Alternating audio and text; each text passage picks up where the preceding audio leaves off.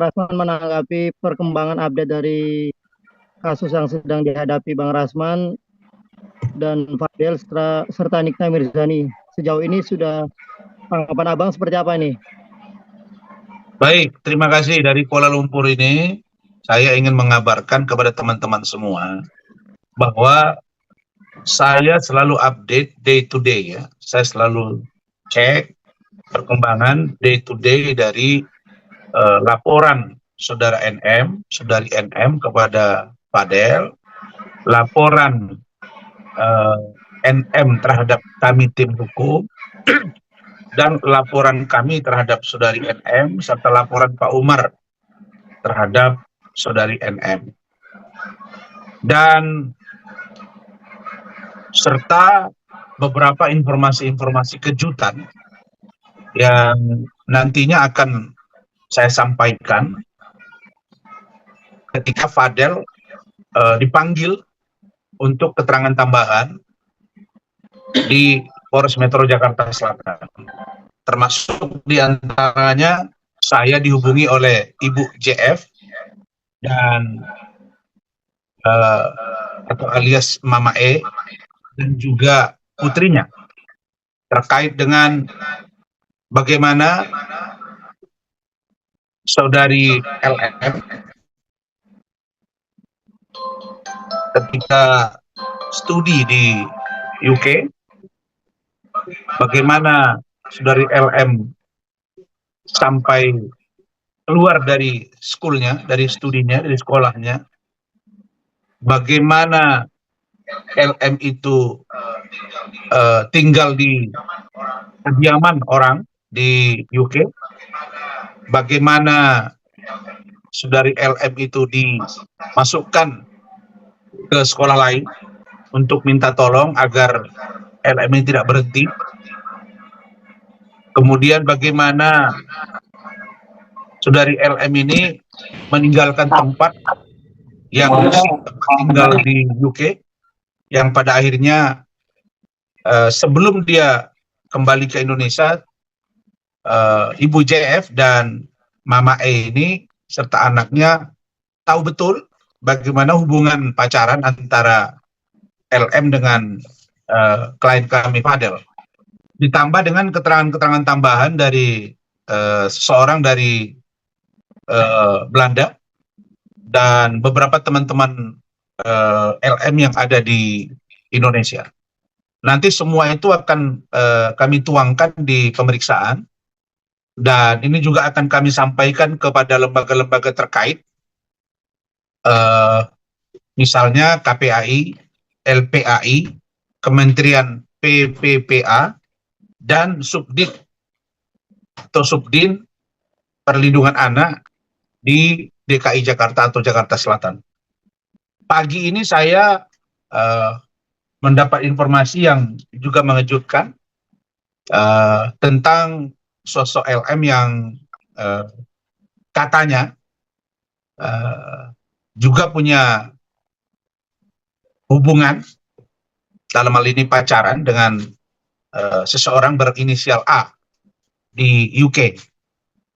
Informasi ini sedang saya gali dan mudah-mudahan ini bisa membantu saudara Fadel, dan mudah-mudahan tentang dugaan penelantaran yang dilakukan oleh saudari NM kepada LM akan semakin terurai, sehingga kita tidak hanya berpatokan pada ada seorang ibu, lalu kemudian anaknya di bawah umur, lalu kemudian ketika dia lagi senang dia katakan itu anaknya, ketika dia lagi marah dia bilang keluar dari kakak dan lain-lain, lalu sekarang melaporkan dan seolah-olah ini adalah ibu yang bertanggung jawab. Padahal kalau kita lihat, kami menduga ini hanya upaya untuk membelokkan bagaimana dia selama ini mendidik putrinya.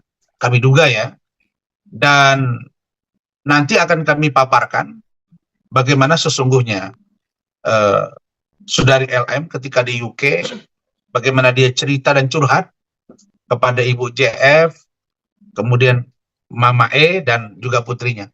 Kira-kira begitu, semuanya insya Allah akan kami tuangkan di pemeriksaan dan lembaga terkait. Juga beberapa poin-poin singkatnya nanti saya akan sampaikan ke media ketika akan ada panggilan kedua. Maksud kami adalah saya berterima kasih selaku ketua tim dan kawan-kawan tim hukum yang lain kepada banyak pihak yang telah atensi kasus ini dan seluruh rakyat Indonesia bahkan mancanegara. Itu saya rasakan ketika di Kuala Lumpur ini juga. Begitu penjelasan pembukanya. Yes.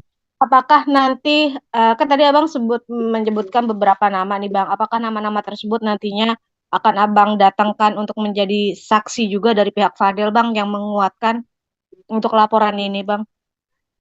Ya, mereka sudah menyatakan kesediaannya dan teknologi sekarang kan gampang. Tidak mesti nampak muka kan. Dia kirim identitasnya, kemudian dia tahu ceritanya, kan kita bisa nanti mintakan melalui Zoom pemeriksaannya atau melalui daring dan lain-lain.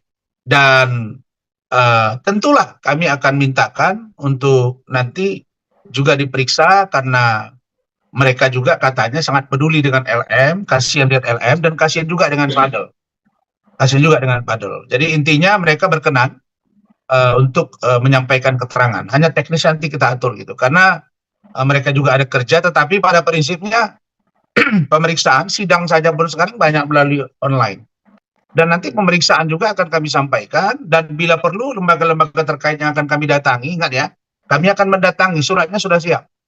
Saya sudah tanda tangani surat tadi malam untuk ke lembaga-lembaga terkait, apakah KPAI, YLPAI, Kementerian PPPA, dan juga Dinas Subdit dari Perlindungan Anak DKI Jakarta atau Metro Jaya, Polres Metro Jakarta Selatan. Yang kita akan urai gitu. Kita akan urai kasus ini, dan hampir setiap hari saya mendapat jawaban-jawaban yang sangat-sangat luar biasa. Begitu juga dengan pengakuan pagi ini bahwa Saudari LM itu diduga ada berpacaran dengan seseorang berinisial A, dan seperti apa pacaran mereka nanti akan dituangkan dalam pemeriksaan. Dan itu sangat membantu bagi kepentingan klien kami, Saudara Fadel, yang saat ini posisinya dilaporkan. Kemudian poin yang kedua, saya ingin sampaikan kepada teman-teman semua bahwa saya sudah berkomunikasi langsung dengan Ibu AKP Nurma, adik saya, selaku PLH Kasih Humas, supaya beliau kalau statement itu jangan sampai melebihi pemeriksaan yang sedang berlangsung. Karena ini sudah dalam proses due process of law, dalam proses penegakan hukum yang sedang berlangsung. Jadi keterangan ibu atau adik saya Nurma sebutkan ya bahwa barang bukti, visum kah, lab darah kah, atau apapun namanya, hanya dapat dibuka di pengadilan apabila pertama proses interview, klarifikasi naik menjadi penyelidikan mengumpulkan barang bukti, dua alat bukti yang sah secara hukum, naik kepada penyidikan, kemudian gelar penetapan tersangka, kemudian dibawa ke kejaksaan. Di kejaksaan itu juga ada pra-adjudikasi. Tidak mudah itu, ya. Dan itu juga untuk P21, lalu kemudian disidangkan. Barulah dibuka. Nah, kalau misalnya kami merasa bahwa barang bukti itu kami ragukan, masih dalam tahap penyelidikan, nah kita baru boleh mintakan penetapan pengadilan. Tapi itu panjang. Makanya saya katakan jangan sampai rakyat terdoktrinasi oleh statement-statement Saudari NM yang seolah-olah akan memenjarakan Fadel, dan pasti memenjarakan Fadel, pasti masuk penjara Fadel dan ibunya atau ayahnya atau keluarganya. Ini barbar kalimat ini, dan karena itu saya menegur agar sesama lawyer itu ya mbok nasihatilah klien Anda gitu ya. Jangan tiap hari ngomong, oh, ini ada barang bukti yang sangat meyakinkan, yang sangat apa ini?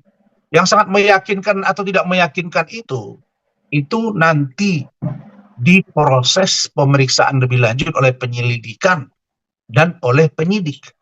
Dan saya sudah sampaikan ke Pak Kapolres juga, dan sudah surati juga Pak Kapolri, Pak Irwasum, Pak Kabar Eskrim, Pak Karawasidik, Pak Kadif Propam, Karopaminal, Kapolda Metro, Irwasda, Kabid Propam, Polda Metro. Kita sudah Kapolres juga. Maksudnya apa? Semua tahapan harus dilalui. Apa itu? Kami pasti meminta gelar perkara khusus yang diatur sesuai dengan Perkap. Kenapa? Karena kasus ini serius. Maka harus menghadirkan kami, menghadirkan ahli, pihak mereka dan pihak kami. Kemudian, ini harus juga memeriksa saksi yang meringankan, ada charge. Untuk apa? Untuk memberi keberimbangan informasi. Jadi, nggak boleh sepihak-sepihak. Maka saya katakan, lu hampir tiap hari datang ke Polres Metro itu ngapain ya? Kok pengacaranya rutin banget ke sana gitu. Saya tidak oh itu memang tempat orang minta keadilan. Di polisi bukan tempat keadilan, minta keadilan, tempat keadilan itu di kantor pengadilan. Di polisi itu tempat pengaduan, minta pelayanan masalah hukum, perlindungan hukum dan lain-lain. Kalau kita tidak paham, datang ke sana. Kalau Anda terancam jiwa, datang ke sana. Bukan minta keadilan bukan di kantor polisi. Keadilan itu di pengadilan, nanti hakim, ya. Begitu.